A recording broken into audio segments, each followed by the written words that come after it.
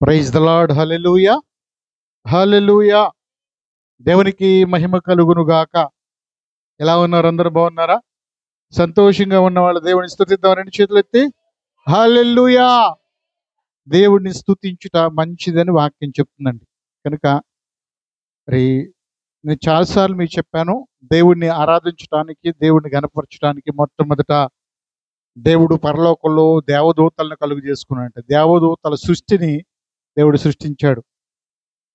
ఈ దేవదూతల పనేంటి? యెహోవా పరిశుద్ధుడు, పరిశుద్ధుడు, సముద్రం నీళ్లతో నిండినట్టుగా ఆయన కృప భూమి మరి నిండి ఉన్నది భూమి అంతటని దేవుని స్తుతిస్తూ ఉన్నాయండి దేవదూతలు. అయితే పరలోకంలోనే కాదు, భూమి మీద కూడా నేను స్తుతించబడాలి, నన్ను స్తుతించేవారు ఉండాలని దేవుడు తన స్వరూపం మందు తన పోలిక చొప్పున మనందరినీ పుట్టించాడు ఆయన. మనం అందరం ఏం చేయాలి? ఇప్పుడు స్తుతించాలి. పరలోకంలో స్తుతి జరుగుతుంది, భూలోకంలో కూడా స్తుతి జరగాలి. స్తుతించుట మంచిది అని వాక్యంలో రాయబడింది. స్తుతించిన వారిని దేవుడు ఘనపరిచాడు. ఏం చేశాడండి? దావీదు బాల్యము నుండి కూడా దేవుని స్తుతించిన వాడుకున్నాడంట. గొర్రెల మంద కాస్తూ గొర్రెల కాడ ఉన్నటువంటి వ్యక్తిని దేవుడు ఏం చేశాడు తెలుసా? నన్ను స్తుతించేవాడు, నన్ను గణపరిచేవాడు ఈ గొర్రెల కాడ కాదు ఉండాల్సింది, నా ప్రజలపై రాజుగా నేను చేస్తాను అనుకున్నాడంట. ఎందుకంటే ఆయనకి ఇష్టమైతే పెంట కుప్ప మీద ఉన్న దరిద్రుల పైకి లేపగలడు ఆయన. కనుక ఆయనకి ఇష్టంగా ఉండడానికి మనం ప్రయత్నం చేయాలి. ఆయనకి ఇష్టంగా ఉండాలంటే ఆయన స్తుతించాలి, ఆయనకి ప్రథమ స్థానం ఇవ్వాలి, ఆయన గణపరచాలి. హల్లెలూయా. ఈ ప్రత్యేకమైన సమయంలో మరి దేవుని వాక్యంలోంచి కొన్ని మాటలు మనం ధ్యానించుకుందామండి. దయచేసి చూడండి. రోమీలకు రాసినటువంటి మొదటి పత్రిక, రోమీలకు రాసినటువంటి మొదటి పత్రిక, క్షమించండి, రోమీలకు రాసిన పత్రిక మొదటి అధ్యాయము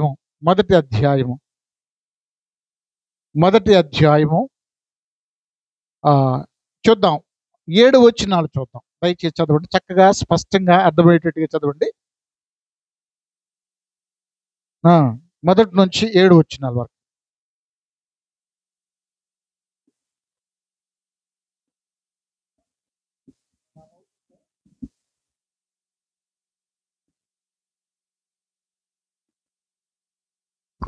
ప్రైజ్ ద లార్డ్. హల్లెలూయా. మంచిది ప్రేమైన దేవుని బిడ్డలారా, చదువుకుందాం. దయచేసి చదవండి అమ్మా.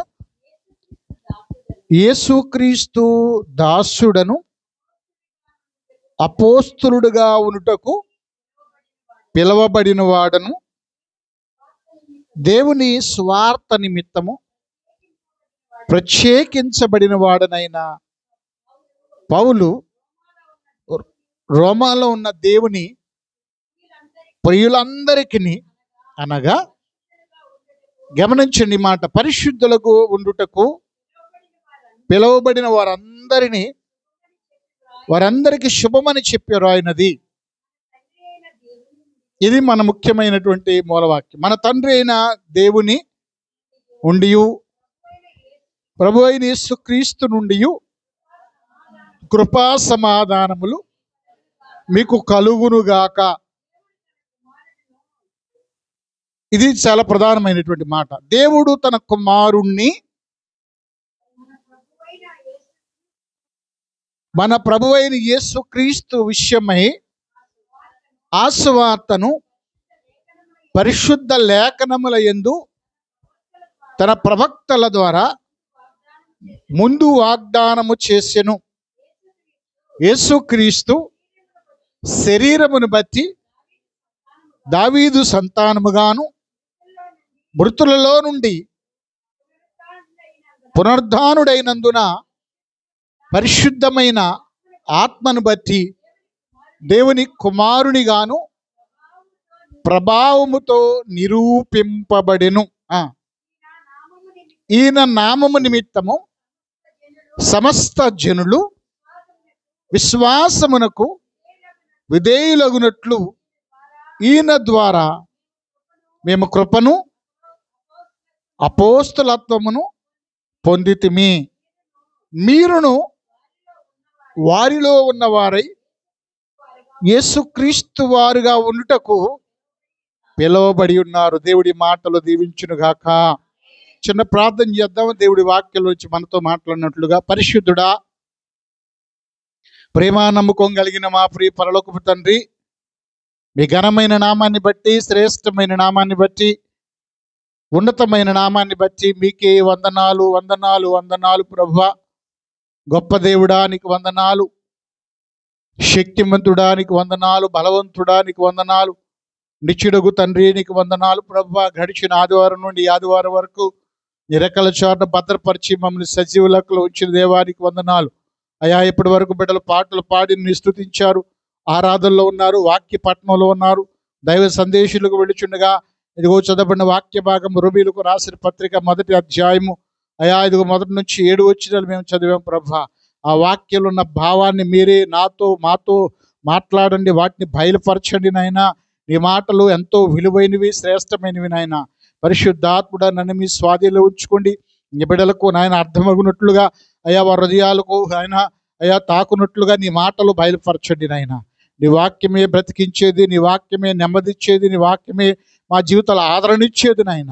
మా ఆత్మీయ జీవితాలు మేము ఉజ్జీవింపబడాలంటే నీ వాక్యము ద్వారా నేను తండ్రి మీరే మీ ఆత్మతో నింపి నడిపించి బలపరచమని యేసు నామమున అడిగి వేడుకొని పొంది ఉన్నాము తండ్రి. ఆమేన్. హల్లెలూయా, హల్లెలూయా.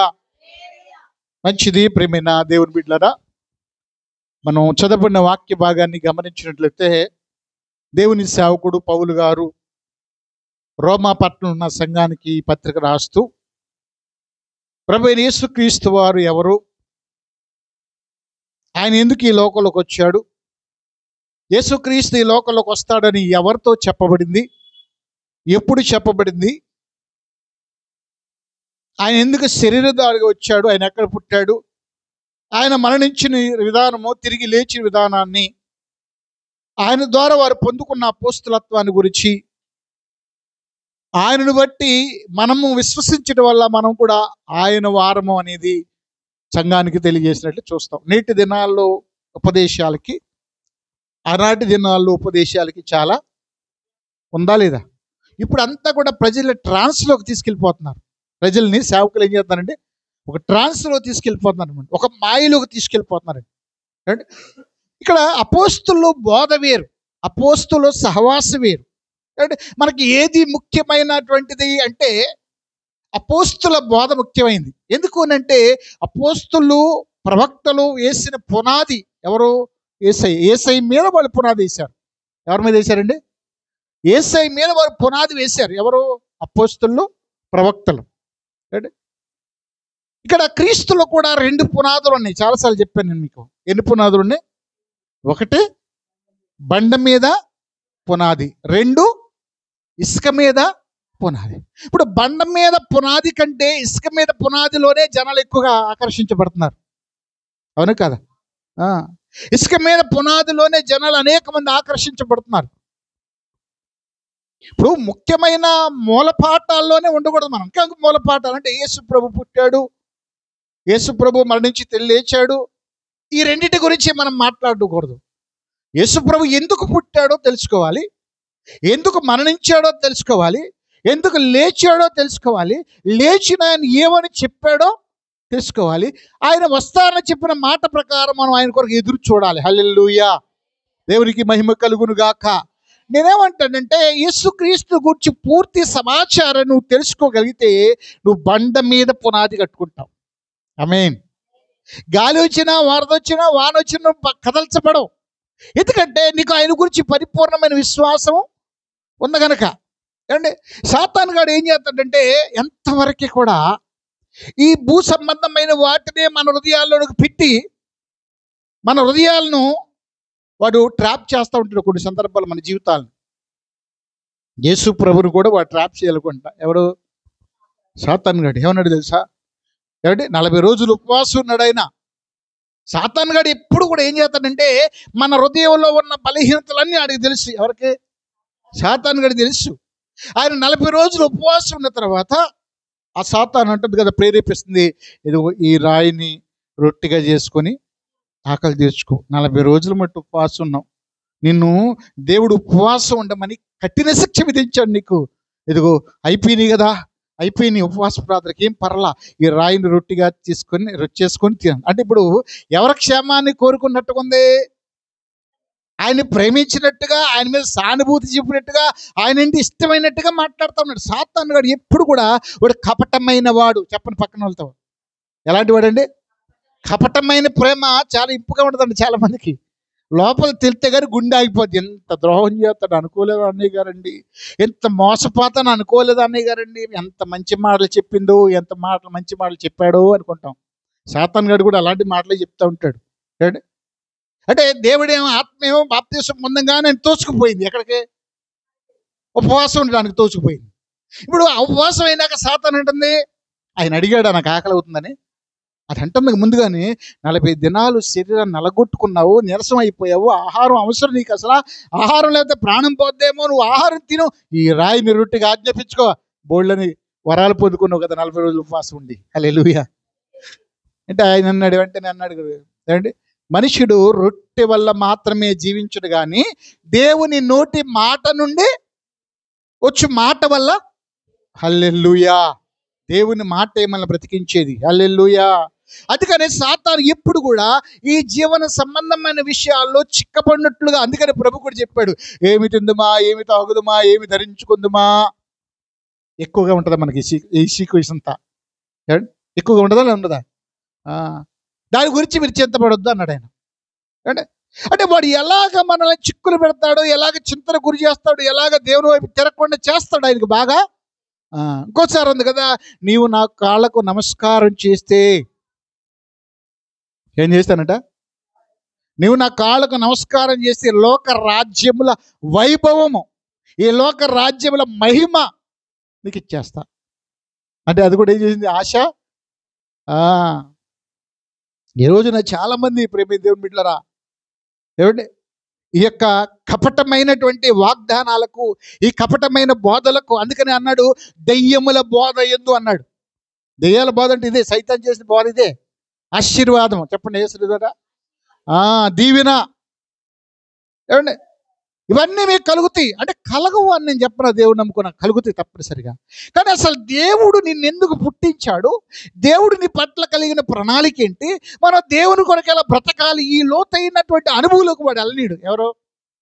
సాతాను గాడు. ఏమండి, ప్రలోభాలకు గురి చేస్తూ ఉంటాడు ప్రేమ దేవుని బిడ్డలు. నా మాటలకు వచ్చి లోతు కొన్ని వినండి ప్రేమ దేవుని బిడ్డలారా. అయితే ఆయన అంటాడు కదా, అసలు భయం అయిందే, ఘనత అయింది ఎవరిది? యేసయ్యదే. వాడు అంటున్నాడు, నీకు ఘనతనిస్తా, మహిమనిస్తా అంటున్నాడు ఆయన. ఆయనకు సాతాన్ని ఇవ్వడం కాదు, ఆయన మహిమ కలిగిన వాడు, ఘనత కలిగిన వాడు, ఆయన ద్వారా మనం అందరూ మహిమ పొందుతాం రేపు పొద్దున. హల్లెలూయా. ఆ మహిమను ఇవ్వకుండా చేయడానికి సాతాను యేసుప్రభుడు శోధించాడు అనమాట. అయితే ఇక్కడ నేను మీకు తెలియచేయాలనుకున్నది ఏంటంటే ప్రేమ దేవుని బిడ్డలారా, అపోస్తుల బోధ. ఏ బోధ అంట? అపోస్తుల బోధ. అది ఎక్కడి నుంచి వచ్చింది? పైనుండి ప్రభువైన యేసుక్రీస్తు ఇచ్చిన ప్రత్యక్షతను బట్టి పరిశుద్ధాత్మ ద్వారా వారు బోధించారంట. హల్లెలూయా. ఎన్ని సంఘాలు స్థాపించినా, ఎన్ని సంవత్సరాలైనా, ఎంతకాలమైనా మనం ఎలా దేని మీద కట్టాలి? అపోస్తుల బోధ ఎందును, సహవాసమందును, రొట్టె విరుచుట ఎందును, ప్రార్థన ఎందును ఎడతెగక ఉన్నారంట ఆది సంఘం. హల్లెలూయా. అపోస్తుల బోధలో కట్టుకుంటేనే మనం దేవుని రాజ్యంలోకి వెళతాం. హల్లెలూయా. దేవునికి మహిమ కలుగును గాక. వీళ్ళు ఏం చెబుతున్నారంటే, అపోస్తలుడు పౌలు ఏం చెప్తారంటే, యేసు ప్రభు వారు వాగ్దానమును అంటే యేసుక్రీస్తుని గురించి కొంతమంది ప్రవచించారు అంటాడు. చూద్దాం, వచ్చిన చూడండి ఒకసారి, చదవండి అది కిందకి. ప్రభు అయిన యేసుక్రీస్తుని గురించి చూడు. ప్రభు అయిన యేసుక్రీస్తు నుండి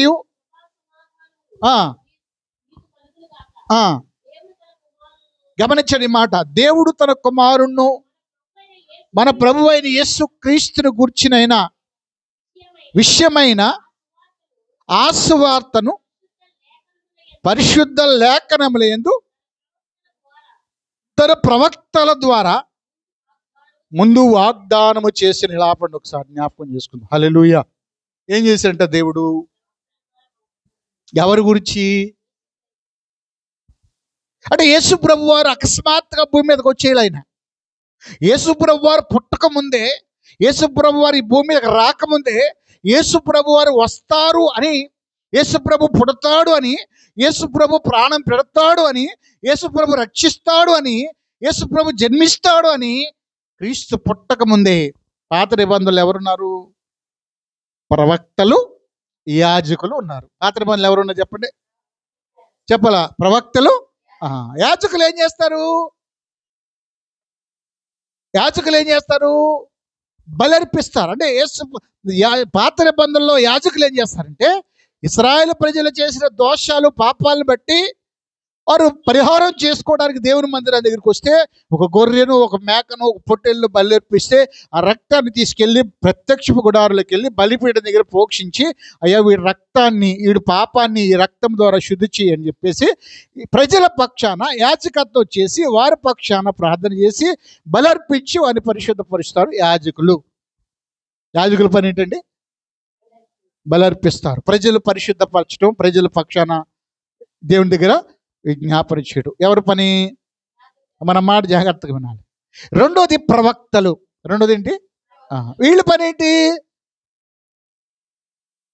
ప్రవచించడం. అంటే జరగబోయే విషయాలు, భవిష్యత్తులో రాబోయే విషయాలు, దేవుడు ఏం చేయాలనుకుంటున్నాడో, దేవుడు ఏం జరిగించాలనుకుంటున్నాడో, దేవుడి చిత్తం ఏంటో తెలియజేసేటువంటి వారు ప్రవక్తలు. హల్లెలూయా. ఒక ప్రవక్త ఒక గ్రామానికి వస్తే, ఒక పట్టణానికి వస్తే ఆ ఊరి పెద్దలందరూ వెళ్ళి గబగబ వెళ్ళి నమస్కారం చేసి బొక్కబార్లు పడి, దైవజనుడా, ఓ ప్రవక్త, నువ్వు సమాధానంగానే వస్తున్నావు మా ఊరు, ఏ వార్త తీసుకొస్తున్నావు? దేవుని వద్ద నుండి ఏ మాట తీసుకొస్తున్నావు మా దగ్గరికి? దేవుని ఆశీర్వాదాన్ని తీసుకొస్తున్నావా? దేవుని ఉగ్రత వస్తుందని చెప్పడానికి తీసుకొస్తున్నావా? ఏ సమాచారం వస్తుందని చెప్తాకు వచ్చావయ్యా మా దగ్గరికి అని గడగడలాడిపోయాళ్ళు. అంటే ఎవరు? ఆ ప్రజలు, ఆనాటి కాలంలో ఉన్నటువంటి పెద్దలు కానీ ప్రజలు కానీ. ఈ ప్రవక్తల పని ఏంటంటే ప్రవచించటం. అంటే సంభవించబోయే విషయం, అంటే జరగబోయే విషయాలు ప్రవచించటం. అయితే ఈ యాజకులు, ఈ ప్రవక్తలు దేనికోసం నియమించబడ్డారంటే పాత నిబంధనలో వీళ్ళంతా కూడా రాబోయే యేసుక్రీస్తుకు సూచనగా, యేసుక్రీస్తు గురించి సమాచారం ఇవ్వడానికి ప్రవక్తలు, యాజకులు ఏర్పాటు చేయబడ్డారు. హల్లెలూయా. అదిగని అంటాడు యేసయ్య, అంటాడు ప్రవక్త కంటే గొప్పవాడని నేను అంటాడా లేదా?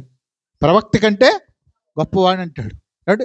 అందుకనే పౌలు అంటాడు మన ప్రధాన యాజకుడు అంటాడు. ఎవరిని? యేసయ్యని. యేసయ్యది మన ప్రధాన యాజకుడు అంటాడు. ఏమంటే అతి పరిశుద్ధ స్థలములోనికి సంవత్సరానికి ఒకసారి రక్తాన్ని తీసుకెళ్ళి తన కోసం, తన ప్రజల కోసం వెళ్ళి ప్రోక్షించేవాడు ప్రధాన యాజకుడు. సంవత్సరానికి ఒక్కసారి వెళ్తాడంట. ఎవరు? ప్రధాన యాజకుడు. అయితే ప్రభువైన యేసుక్రీస్తు వారు ప్రధాన యాజకుడుగా ఒక్కసారే బలర్పించి అతి పరిశుద్ధ స్థలమైన పరలోకాలకు వెళ్ళిపోయి కూర్చున్నాడు ఆయన. హల్లెలూయా. ఇప్పుడు మనందరినీ తీసుకెళ్ళడానికి ఆయన సమర్థవంతుడు.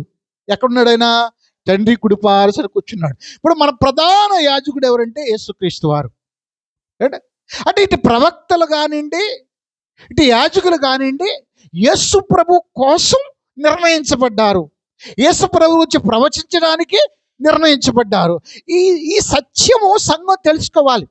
ఏదో అల్పమైన విషయాలు, ఈ మ్యూజిక్లు పడేసేయటాలు, లేపటాలు, ఏదో జరిగిపోద్దని అల్పమైనటువంటి వ్యర్థమైన ప్రవచనాలు చెప్పబడ్డానికి సంఘాన్ని దేవుడు స్థాపించాల. సంఘము దేవుని మర్మాన్ని తెలుసుకోవాలి. సంఘము దేవుని చిత్తాన్ని తెలుసుకోవాలి. నా మాటలు అర్థమవుతున్నాయి? అర్థం అవట్లేదా? హల్లెలూయా. మీరు పరలోకం వెళ్ళాలంటే బండ మీద పునాది వేసుకోవాలి. మీరు చిన్నపిల్లల్ని కనుక ఒక చాక్లెట్ ఇస్తే, ఏదన్నా ఒక లాలీపాప్ ఇస్తే పరిగెత్తుకుంటూ వెళ్ళిపోతారు.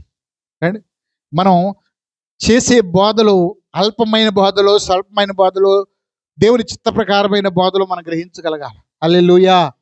హల్లెలూయా. మనకు అనుభవ జ్ఞానం ఉండాలి. దేవుని గురించి నువ్వు తెలుసుకున్నప్పుడు అది నువ్వు గ్రహించడానికి ఆస్కారం ఉంది. హల్లెలూయా. పౌలు శీలలంట గొప్ప దైవజనుడు కదా పౌలు గారు. 13 పత్రికలు రాశాడా లేదా? దేవుని స్వరాన్ని విన్నాడు, 3 ఆకాశానికి వెళ్ళాడు, దేవుని ప్రత్యక్షత పొందుకున్నాడు. అలాంటి పౌలు శీలుడు దేవుని సువార్తను ప్రకటిస్తే బరయాలో ఉన్నటువంటి సంఘస్థులంట అసలు పౌలు గారు చెప్పిన వాక్యం నిజమా కాదా, అబద్ధ బోధ నిజమైన బోధ అని వాళ్ళు ఇంటికి వెళ్ళిపోయి గ్రంథాలు తీసి చదువుకున్నారంట. హల్లెలూయా. అంటే అది లోతైన సంఘమా కాదా? బలమైన సంఘమా కాదా? ఏమంటే రెల్లు వలె గాలికి అటు ఇటు ఊగిపోకూడదు. ఏ బోధ పడితే ఆ బోధకి యాక్సెప్ట్ చేయకూడదు. మన బోధ క్రీస్తు మీద కట్టబడిందిగా ఉండాలి. హల్లెలూయా. ఇప్పుడు ప్రవక్తలు, యాజకులు ఏమంటే నియమించబడ్డారు, వాళ్ళు ప్రవచించడానికి, వాళ్ళు పరిశుద్ధపరచబడ్డానికి. చూద్దాం వచ్చిన మళ్ళీ ఒకసారి చదవం వచ్చిన అదే వచ్చిన కంటిన్యూషన్ ఒకసారి. ప్రభు అయిన యేసుక్రీస్తు నుండి కృపా సమాధానములు మీకు కలుగును గాక. దేవుడు తన కుమారుడును మన ప్రభువైన యేసుక్రీస్తును విషయమై ఆ సువార్తను గమనించిన పరిశుద్ధ లేఖనముల యందు తన ప్రవక్తల ద్వారా ముందు వాగ్దానము చేసెను. యేసుక్రీస్తు శరీరమును బట్టి దావీదు సంతానముగాను మృతులలో నుండి పునరుద్ధానుడైనందున పరిశుద్ధమైన ఆత్మను బట్టి దేవుని కుమారుడుగాను ప్రభావముతో నిరూపింపబడెను. హల్లెలూయా. ఎంతమందికి అర్థమైంది మాట? చాలా మంది బైబిల్ని అలా చదువుకుంటూ వెళ్ళిపోతూ ఉంటారు. బైబిల్ని ధ్యానించాలి. మనం ఏం చేయాలి? బైబిల్ని ధ్యానించాలి. ఏమంటే బైబిల్ని ధ్యానించినప్పుడు ఆ వాక్యం ఏ సందర్భంలో రాయబడిందో, దాని భావం ఏంటో, అది ఎప్పుడు నెరవేర్చబడద్దో, అది ఏ కాలానికి చెందిందో, ఏ కాలం వరకు ఆ వాక్యం సరిపోద్దు అనేది మనకు అర్థం అవడానికి ఆస్కారం ఉంటుంది. హల్లెలూయా. ఒకడు అంటున్నాడు కదా, అంటే అబ్రహాం కూడా అట్లు పోసాడంట, అట్లు చేశాడంట అని చెప్తున్నాడు ఒక ఆయన. అబ్రహాం ఏం చేశాడంట అంటే ఏం అర్థమైంది అతనికి? ఏమండి అబ్రహాంకి దేవుడు చెప్పినట్లుగా అబ్రహాము అట్లు చేసెను అన్నాడు. అంటే వాడేమనుకున్నాడు? ఏమనుకున్నాడు అంటాడు? చాలా మందికి అలాంటి జ్ఞానమే, అలాంటి ఆలోచన లేకనే ఉండదు. అంటే దేవుడు అబ్రహాంతో చెప్పాడంట, దేవుడు అబ్రహాంతో చెప్పినట్లుగా అబ్రహాము అట్లు చేశాను అన్నాడు. అట్లు అంటే అట్లు పోసాడంట అబ్రహాం చెప్తాడు. అతనికి అది అర్థమైందనమాట.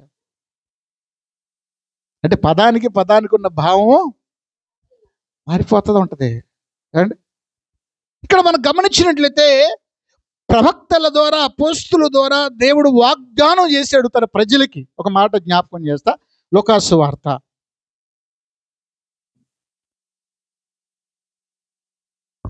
'దేవునికి మహిమ కలుగునుగాక'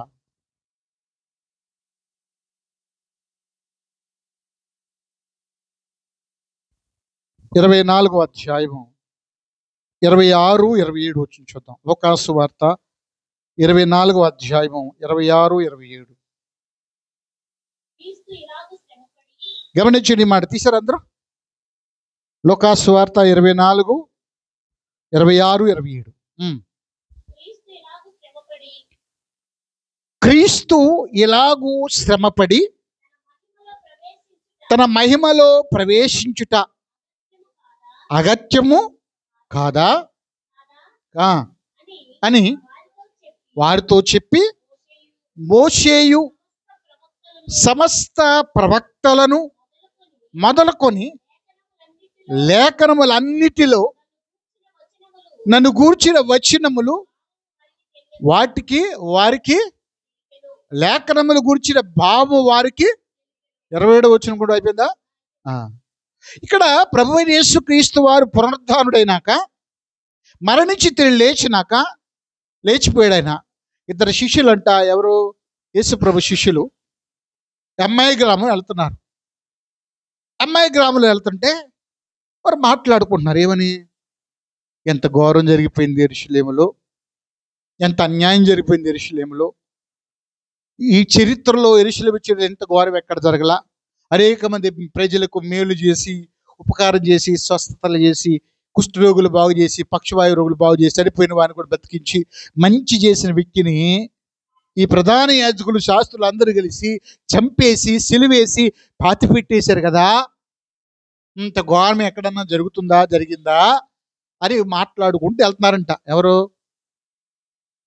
శిష్యులు. ఎవరి గురించి? యేసయ్య గురించి. ఆయన కూడా వాళ్ళతో పాటు వెళ్తున్నాడు. ఎవరితో పాటు?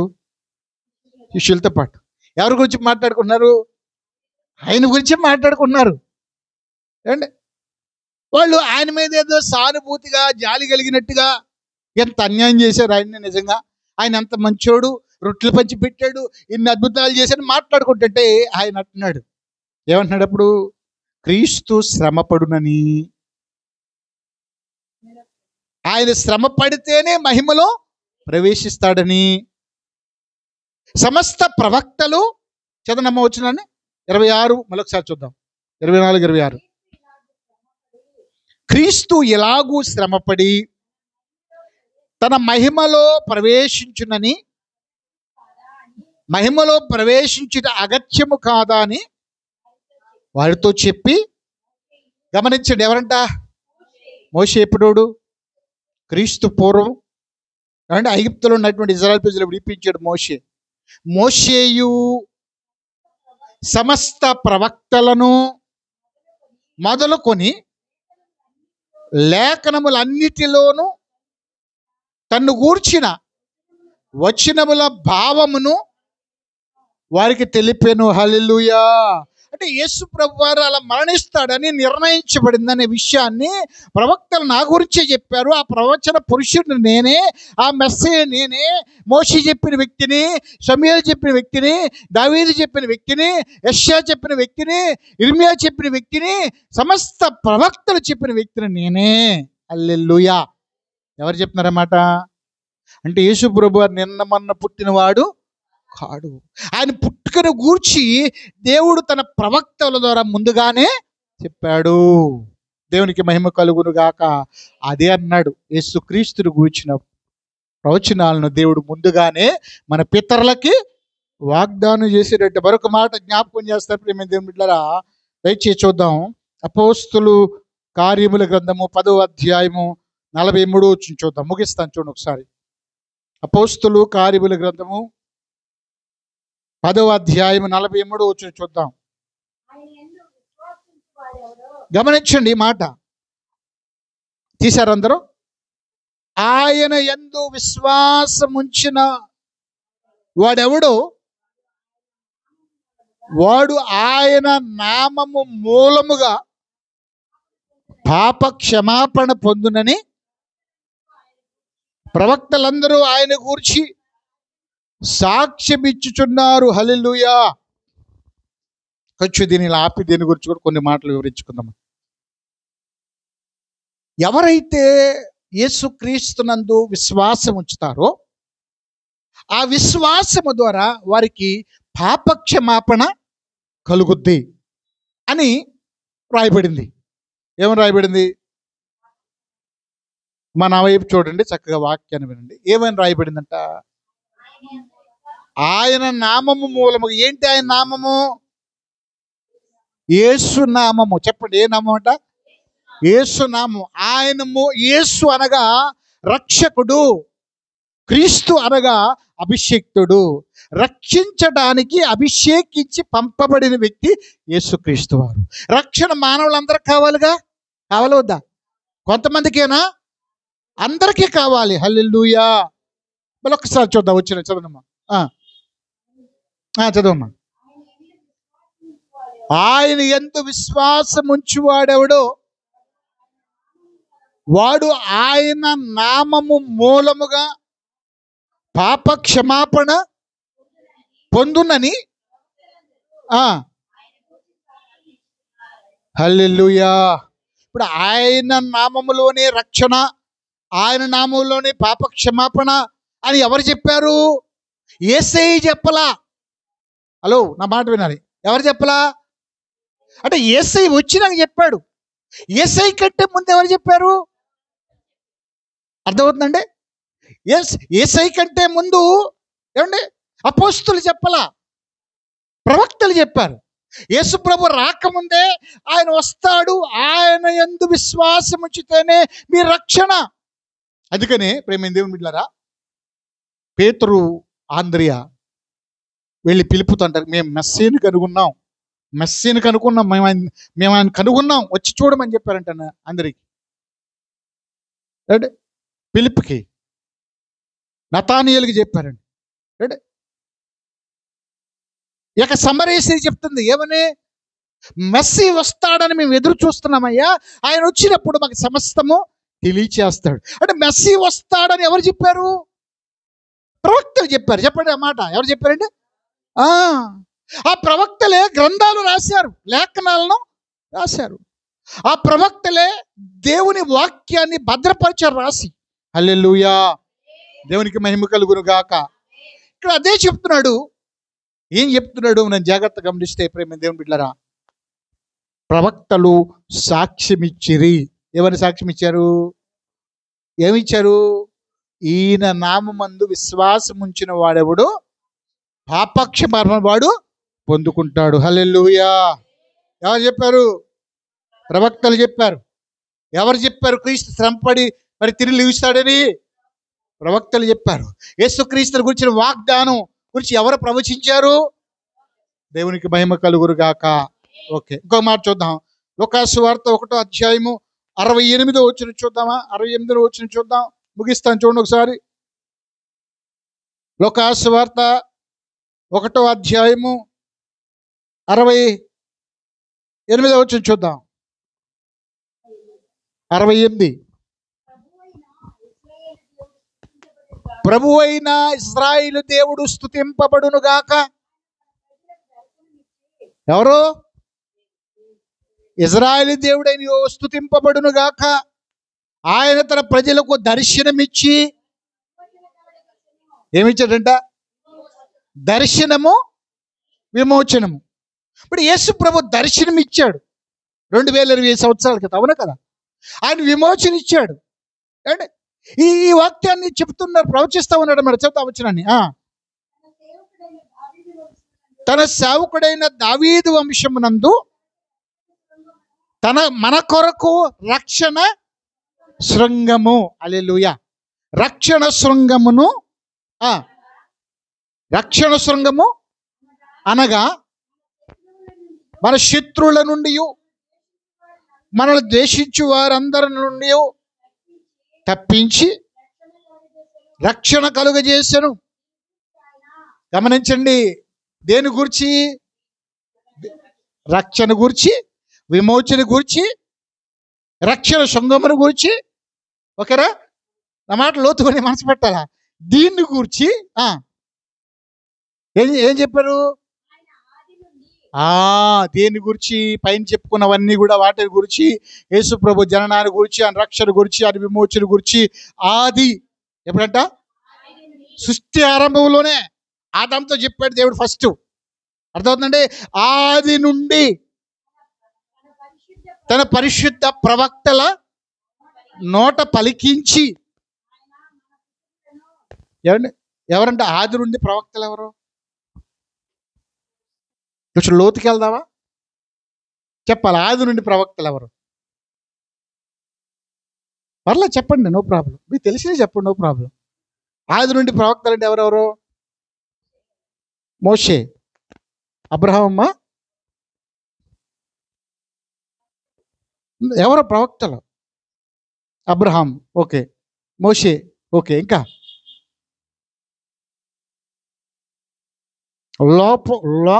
లోపల ఉన్న మర్మాల గురించి మనం తెలుసుకుందాం ఇలా మధ్యాహ్నం.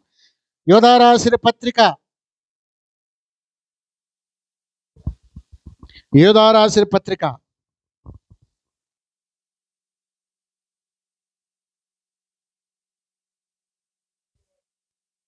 8వ ప్రవక్త చూద్దాం. ఎన్నో నెంబర్ తీసేమా ఇస్తారా?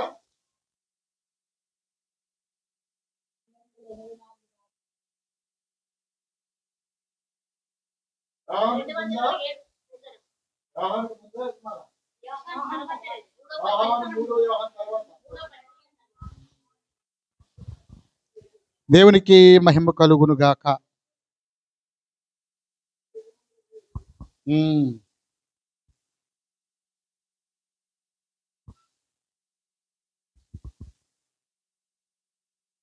యోధా రాసినటువంటి పత్రిక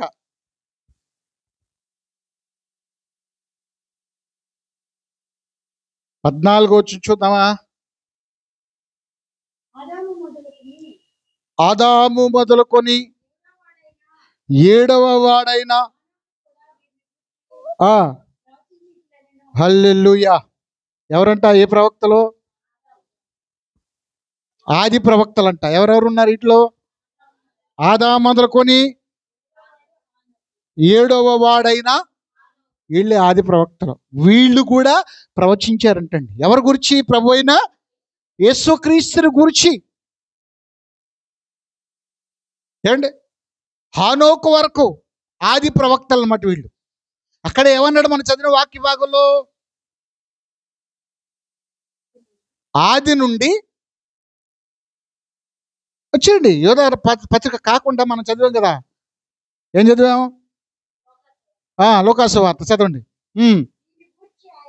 దీని గురించి ఆయన ఆది నుండి తన పరిశుద్ధ ప్రవక్తల నోట పలికించెను. ఏం పలికించాడు? రక్షణ శృంగము, విమోచన, రక్షణ కలిగజేస్తాడని దేవుడు ఏం చేశాడ?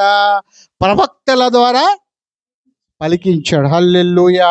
అందుకని యేసు ప్రభువు శిలువ మీద మరణించేటప్పుడు 6వ మాట పలికాడు. ఏమని? 6వ మాట గుర్తులేదా? మళ్ళీ ఇష్టత కానీ గుర్తుకొస్తుందేమో 6వ మాట. 5వ మాట ఏంటి? సమాప్తమైనది అన్నాడు ఆయన. ఏమైందన్నాడు? ఏం సమాప్తమైంది?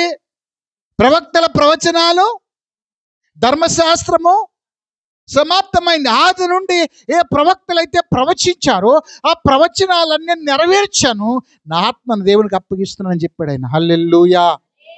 పాస్టర్ గారు ఇంత లోతు చెప్తే మాకేం అర్థం అయిపోద్దని అంటారా? మరి ఎప్పుడు తెలుసుకుంటారు లోతుకి ఎప్పుడు వెళ్తారు? యేసు ప్రభు వారు వచ్చి నిన్న మొన్న అయిందా? నిన్న మొన్న 2020 సంవత్సరాలు అయింది. మీరు లోతుకి వెళ్ళకపోతే, లోతైన అనుభవంలోకి వెళ్ళకపోతే మీరు భక్తిలో పరిపూర్ణులు కాలేరు. హల్లెలూయా. మీరందరూ పరిపూర్ణులుగా మార్చబడుదురుగాక. మీరు భక్తిలో సంపూర్ణులగుదురుగాక. యేసు క్రీస్తుని గూర్చిన సత్యమ అనుభవ జ్ఞానంలోకి మీరు నడుచుదురుగాక. చూడండి, మనం ఇక్కడ మనం జాగ్రత్తగా గమనిస్తే యేసు ప్రభువుని గురించి ప్రవక్తలు ముందుగానే యోహాను సువార్త, ఇది కూడా చదువుకొని ముందుకెళ్ళిపోదాం. యోహాను సువార్త 5వ అధ్యాయము 39వ వచనం చూద్దామా? యోహాను సువార్త 5వ అధ్యాయము 39వ వచనం చూద్దాం. తీశారా? లేఖనములయందు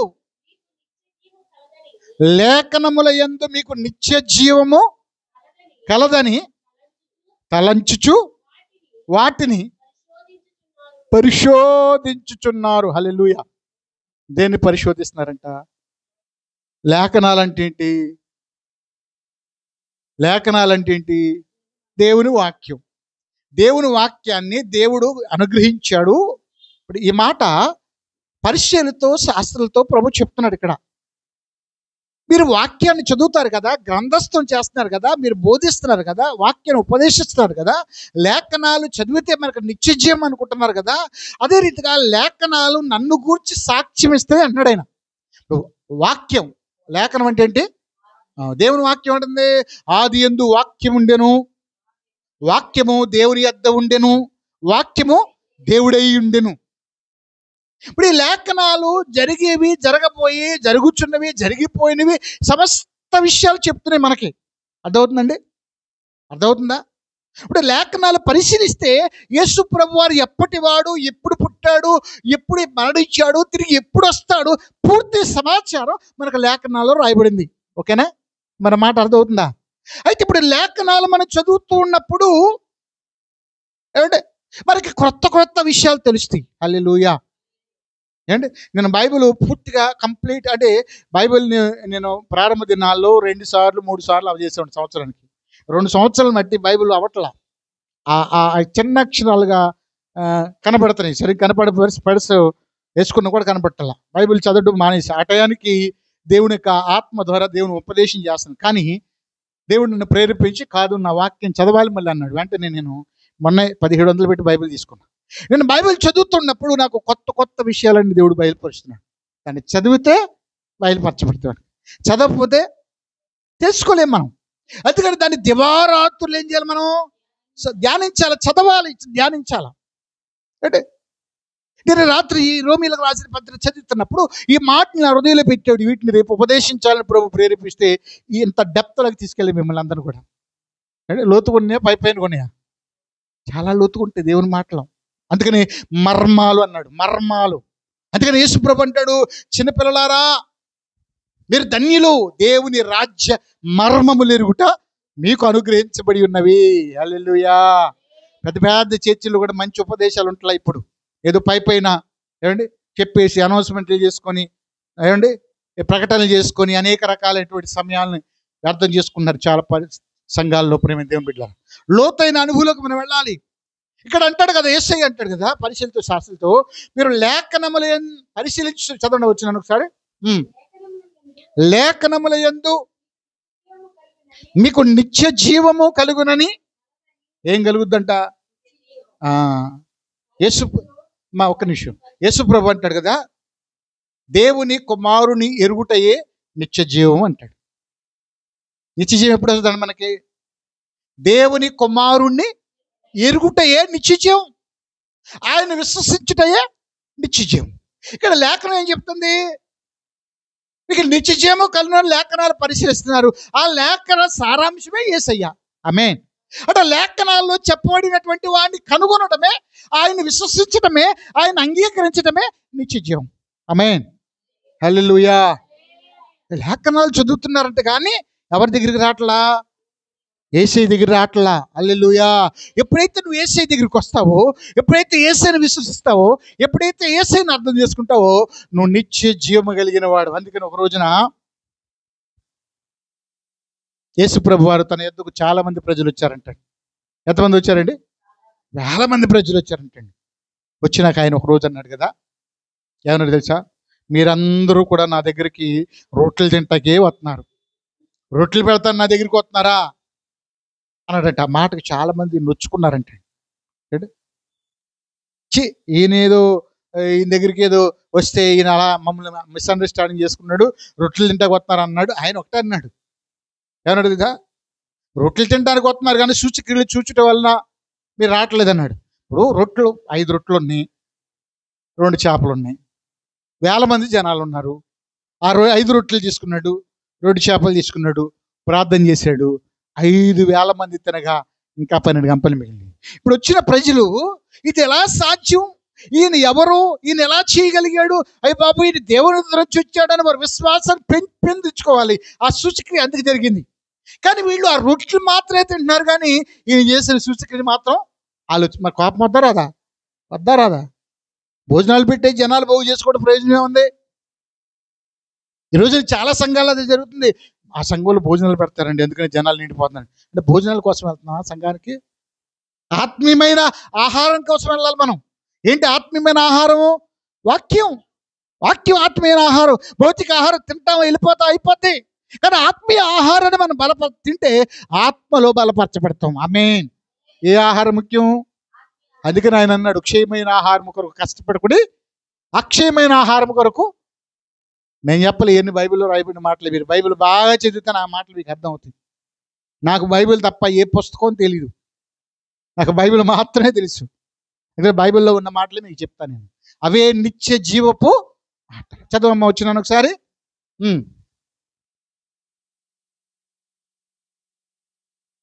యోహాను సువార్త చదవండి, 5వ అధ్యాయం. లేఖనముల యందు మీకు నిత్య జీవము కలదని తలంచుచు వాటిని పరిశోధించుచున్నారు కదా, అవే నన్ను గూర్చి సాక్ష్యమిచ్చుచున్నవని. హల్లెలూయా. లేఖనాలు ఎవరు రాశారు? ప్రవక్తలు రాశారు. లేఖనాలు ఎవరు రాశారు? ప్రవక్తలు రాశారు. లేఖనాలు ఎవరు రాశారు? అపోస్తులు రాశారు. అర్థమవుతుందండి? ఈ లేఖనాల్లో ఆయన గురించి రాయబడింది. ఆ లేఖనాలు చదువుతున్నారు, కానీ ఆ లేఖన పురుషుడు నేనని మీరు గ్రహించలేకపోతున్నారు. ఈ రోజున అలాగే ఉంది పరిస్థితి. యేసుప్రభు గొప్ప దేవుడు అన్నారు, యేసుప్రభు రక్షించాడని, యేసుప్రభు పరిశుద్ధుడు అంటున్నారు, కానీ యేసుప్రభు వస్తాడనే మాట మర్చిపోయారు చాలా మంది. ఏమండి, పరిశుద్ధత లేదు, నీతి లేదు, యథార్థత లేదు, భయం లేదు, వణుకు లేదు. అంటే క్రిస్టియన్ మీటింగ్లో కూడా డిస్కో లైట్లు డీజేలు పెట్టి ఎగిరేస్తున్నారంటే ఇంకా భక్తి ఉన్నట్లు లెక్కండి. అక్కడ అల్లరితో కూడిన నీ కలర్లు అవసరమా? మ్యూజిక్లు అవసరమా? ఉండాలి. రాగాలు ఎలా ఉండాలి, తాళాలు ఎలా ఉండాలి, అవి ఆలోచింపజేసేవి ఉండాలి. అయితే ఉద్రేకపరిచేవిగా ఆ కాసేపు మైమరిచిపోతున్నారు తప్ప వారు సిద్ధపాటు కలిగిన వారుగా లేరండి. చాలా దుఃఖకరమైన పరిస్థితి. పూర్తిగా మారిపోయింది క్రైస్తవం. లేఖనాలు రాసింది ఎవరంటే ప్రవక్తలు యేసు ప్రభుని గురించి సాక్షి. లేఖనాల్లో ఏముందని అనుకుంటారంటే వాళ్ళు శక్తి ఉందంటున్నారంట. ఏముందంటే లేఖనాల్లో ఏమండి, మరొక మాట చూద్దాం, ముగిచ్చేస్తాను. రోమీలకు రాసినటువంటి పత్రిక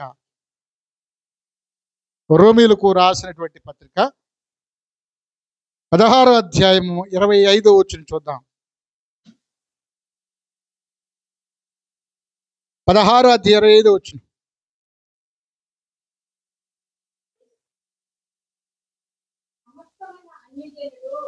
సమస్తమైన అన్యజనులు విశ్వాసమునకు విధేయులగినట్లు అనాది నుండి రహస్యముగా ఉంచబడి. ఏంటంటే ఇది మర్మము. ఇది అందరికి ప్రత్యక్షపరచబడలా. ఇప్పుడు యేసు ప్రభువును కూర్చున్నటువంటి వాగ్దానం ఎవరికి బయలుపరచబడింది? ఇశ్రాయేలు ప్రజలకి, ప్రవక్తలకు మాత్రం బయలుపరచబడింది. అన్ని జనుల గురించి ఆయన వాగ్దానం గురించి తెలియదు. అయితే యేసు ప్రభు ఎప్పుడైతే భూమి మీదకి వచ్చాడో, అర్థమవుతుందా? యేసు ప్రభు ఎప్పుడైతే ప్రాణాన్ని పెట్టి రక్తాన్ని చెందించి మరణించి తిరిగి పరలోకానికి ఆరోహణయ్యాడో, ఆ తర్వాత అపోస్తుల ద్వారా ఈ మర్మము సమస్త ప్రజలకు తెలియచేయబడడానికి అన్ని జనులైనటువంటి వారు యేసుక్రీస్తును విశ్వసించడం ద్వారా వారికి కూడా ప్రవేశం కలిగిందంట. హల్లెలూయా. ఇప్పుడు ఆ మర్మము బయలుపరచబడింది. నా మాట అర్థమైందా? అర్థం లేదా? మళ్ళొకసారి చదవండి, వచ్చినాను మళ్ళొకసారి చదవండి. అన్ని జనులు దేని ద్వారంట? విశ్వాసమునకు విధేయులగునట్లు అనాది నుండి రహస్యముగా ఉంచబడి ఇప్పుడు ప్రత్యక్షపరచబడి. ఇప్పుడు యేసు ప్రభు వచ్చినాక ప్రత్యక్షపరచబడింది. యేసు ప్రభు రాకముందు అది మరుగు చేయబడింది. అది కొంతమందికి మాత్రమే తెలిసింది. కానీ యేసు ప్రభు వచ్చిన తర్వాత ఆయన చెప్పాడు కదా, సర్వ సృష్టికి వెళ్ళి సువార్తను ప్రకటించి సర్వజనులు నా శిష్యులుగా చేయండి, నాలో ఉన్న దైవత్వాన్ని గురించి ప్రకటించండి. అందుకే సువార్త ప్రకటన. దీన్ని ఆపాలని చాలా మంది ప్రయత్నం చేస్తున్నారంట. ఆగుతుందా? ఆగుద్దా? ఆపగలరా? ఎవడన్నా ఆపే దమ్ముందా? ఆపాలనుకునే వాడల్లా మట్టిలో గడిచిపోయాడు, వాడి మీద గరిగి మొలిచింది, ఇప్పుడు గడ్డి మొలిచింది అన్నమాట. ఎవడో ఆపలేడు. ఎందుకంటే దేవుని ప్రణాళిక. అంటే ఈ దేవుని ప్రణాళిక, దేవుని చిత్తం. ప్రేమ దేవుని బిడ్డలారా, చూద్దాం కిందకి. పైన మరొకసారి చదివి వచ్చినాను.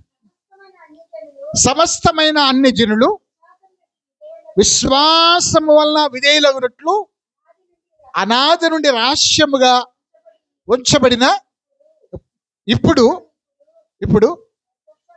ప్రత్యక్షపరచబడిన మర్మము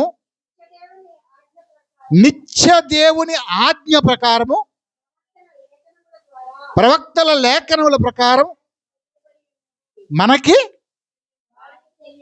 హల్లెలూయా. ఇప్పుడు అర్థమవుతుందా దేవుని ప్రణాళిక? ఎవరి ద్వారా బయలుపరిచాడు? తర్వాత యేసుక్రీస్తును పంపించాడు. ఆ తర్వాత అపోస్తుల ద్వారా ప్రపంచమంతా వ్యాపించిందంటండి. హల్లెలూయా. యేసు ప్రభు శిష్యుడైనటువంటి తోమా మన భారతదేశం వచ్చాడంటండి. భారతదేశం ఇప్పటికీ ఆయన సమాధి మద్రాసులో ఉంది. ప్రేమ దేవుని బిడ్డలారా, ఆయన ప్రార్థించిన స్థలములో అంట గుంటలు పడి ఉన్నాయి అంటండి. ఆయన ఎక్కడైతే మోకరించాడో ఆ స్థలములో మోకాళ్ళు గుంటలు ఉన్నాయంటండి. ఆయన మోకరించి ఆ గుంటలు పడిపోయినట్టు ఆయన మోకరించి ప్రార్థన చేశాడు మన దేశ రక్షణ కొరకు. అందుకని మన దేశంలో సువార్త విస్తరణ జరిగింది. దేవునికి మహిమ కలుగును గాక. ఇప్పుడు ఓకే, మనం మూలపాటల్లోకి వెళ్ళి ముగిచ్చేసుకుందాం. ఇప్పుడు వచ్చే మూలపాటల్లోకి ఇప్పుడు అంతా కూడా మరి హిస్టరీ చరిత్ర చదువుకుందాం, ఉపోద్ఘాతం చదువుకుందాం. ఇప్పుడు మనం మూలవాక్యాలకు వెళ్దాం. రోమీయులకు రాసిన పత్రిక 1వ అధ్యాయము చదవండి. కింద యేసుక్రీస్తుని గురించి కలుగునుగాక.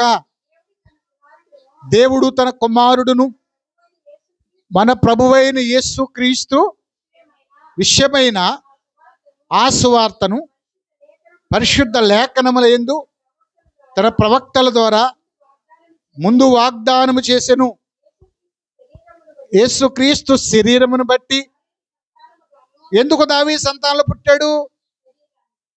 అబ్రహాముకు వాగ్దానం చేశాడు, దావీదుకి వాగ్దానం చేశాడు. వాళ్ళు యూదులు కనుక వాగ్దానాన్ని బట్టి ఆయన యూదులుగా పుట్టాడు. కానీ మరి ఆయన యూదులకు సంబంధించిన వాడు కాదు. ఆయన దేవుడై ఉన్నాడు. ఎలా దేవుడు అంట చూద్దాం, వచ్చినండి.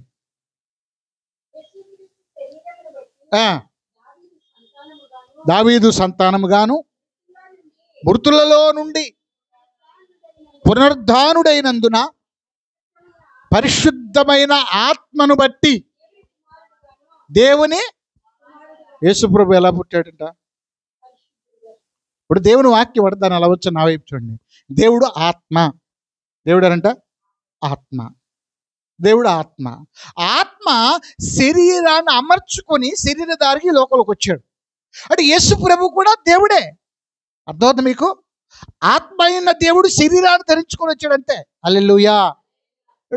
అందుకని అన్నాడు, కన్యక ప్రార్థన చేస్తాడు, మరి అంటాడు ఏమంటే నీ గర్భమును కుమారుడు పుడతాడంటే ఆనంద పురుషుని ఎరగని దాన్ని కదా, ఇది ఎలా సాధ్యం? అప్పుడు ఆయన సర్వోన్నతుని దేవుని యొక్క శక్తి ఆత్మ నిన్ను కమ్ముకుంటుంది, నువ్వు గర్భవతి అవుతావు. హల్లెలూయా. పుట్టబోయే శిశువు దేవుని కుమారుడు పరిశుద్ధుడు అని పిలువబడతాడు. హల్లెలూయా. అంటే ఇప్పుడు యేసు ప్రభు వారి పరిశుద్ధాత్మను బట్టి దేవుని కుమారుడుగా మృతుల్లోంచి లేచాడంట. హల్లెలూయా. అంటే పుట్టినవాడు చనిపోతాడు, చనిపోయినవాడు పాతి పెట్టబడతాడు కానీ తిరిగి లెగడం. కానీ యేసు ప్రభు తిరిగి లేచాడంటే ఆయన దేవుడై ఉన్నాడు. హల్లెలూయా. చూద్దాం కిందకి.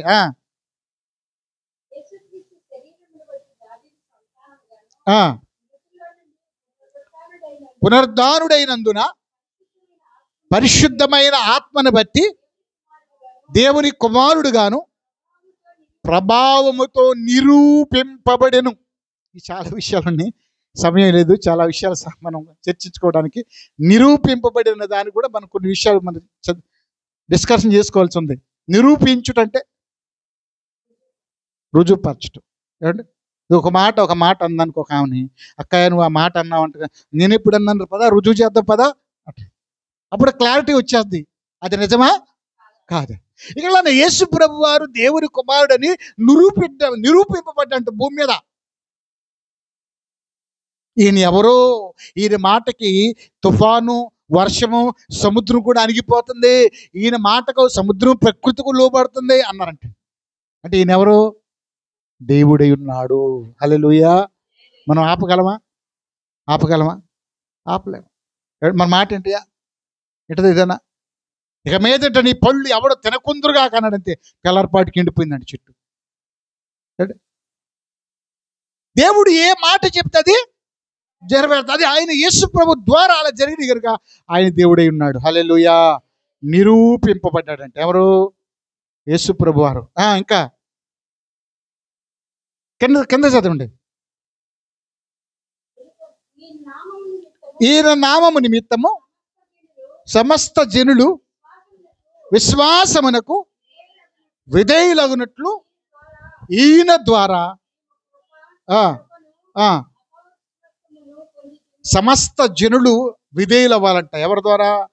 యేసుక్రీస్తునందు విశ్వాసం ఉంచితే మనం దేవునికి విధేయులు అనమాట. అర్థమవుతుందండి?